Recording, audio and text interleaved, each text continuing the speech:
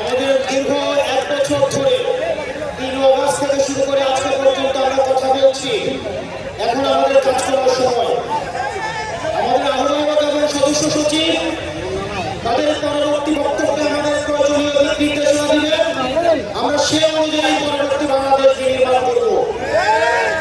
আমি শুধু একটা জিনিস আপনাদেরকে প্রতিশ্রুতি দিচ্ছি এবং আশ্বস্ত করছি, এইখানে আমার যারা কর্মী রয়েছেন, নেতা রয়েছেন, আমরা আপনাদেরকে প্রতিশ্রুতি দিচ্ছি, কেউ যদি ভয় দেখায়, কেউ যদি হুমকি দেয়, আপনারা পিছু করবেন না।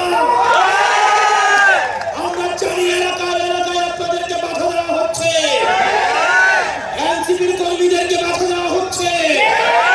আমরা ব্যক্ত কণ্ঠে বলতে চাই, টেকনাফ থেকে জাতীয় রূপসা থেকে পাথুরিয়া এনসিপির আত্মনেতা কর্মীর দিকে যদি কেউ চোখ তুলে তাকায়, আমরা তাকে রাজনৈতিকভাবে মোকাবেলা করব।